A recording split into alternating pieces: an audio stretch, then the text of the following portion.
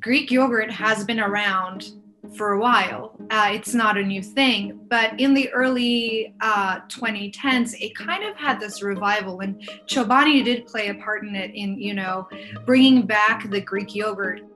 In 2020, the total yogurt category, which consists of everything including Greek yogurt, saw its sales increase by 4.4% from 2019. And total Greek yogurt dollar sales went up for the same period by 8%. And that's huge. And Chobani, is a smaller business in terms of, its revenue and its sales.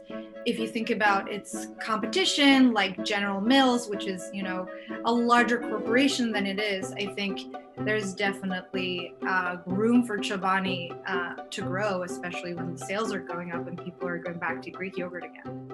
Hamdi Ulukaya is the billionaire CEO of Chobani, which is mostly known for its yogurts, but it actually does a bunch of other products as well, including in non-dairy. And in 2020, the company's revenues were $1.5 billion. So Hamdi has been on our billionaires list for a while now. He appeared on our list in 2013, and he's worth $2 billion. He's one of the richest Turkish people in the world, although he is based in the US. He's a Turkish citizen. When I started Chobani, I started from an old factory that was there for almost 100 years. When I started this, I started for a reason. That simple reason was, why do I have to travel a big city and go to a specialty store to get a cup of yogurt that is good? Why does it have to be all full of sugars, preservatives, and all the stuff that is in there? It kind of made me angry, because where you grow up, it didn't matter if you were poor or rich, or if you lived in a city or a village or a town.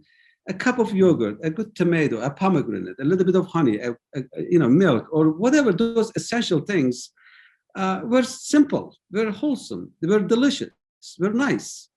And it just didn't make any sense to me. So when I started it, I started with something that was missing, which is yogurt, which I missed a lot, which I grew up a lot. But it wasn't about yogurt, it was actually the food. Hamdi Ulukaya, he has a pretty interesting story. So he's an immigrant. He grew up in a nomadic community in eastern Turkey, a very mountainous region. And he, was exposed to the business of dairy very early on in his life. And he lived in Turkey for a while.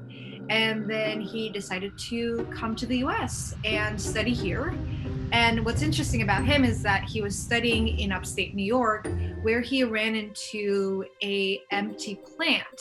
He applied for small business loan with the US government, and he was able to get that loan and vitalize that plant, which, ended up being Chobani.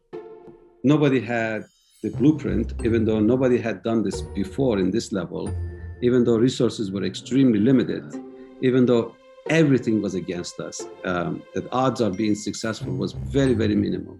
But those conditions, those qualities of human spirit working together, believing, being optimistic, getting each other's back and trying everything you could, came to work. And where we made something that has never been done before. We turned that plant, that old factory, into one of the largest factories in the country. He's also active in philanthropy. He has done work to help Syrian refugees in Greece. And it's very important to have also an immigrant CEO.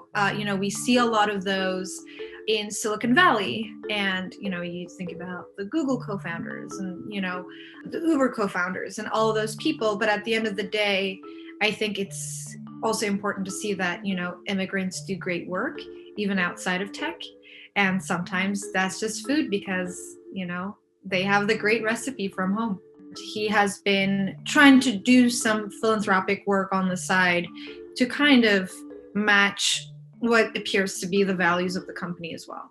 We know that right now, a majority of millennials actually really want the values of the companies that they buy from to align with their own values. Over 50 to 70% of the farm workers, whether you're in New York, whether in Idaho, or any land in between, are undocumented immigrants. So basically, they have no rights, right? But how they get paid, what's the conditions that they live in, what kind of safety measures that they have, it's basically unknown. So we said, what can we do to have farmers to open the door, have organization like a fair trade who has been doing work like this all around the globe, chocolate farmers, coconut farmers, coffee farmers, of some kind of humane standards that is being implemented and observed and checked and communicated to consumers and saying, these are the people who are doing things right. Our goal was to transform, disrupt, and change all the food making in the country.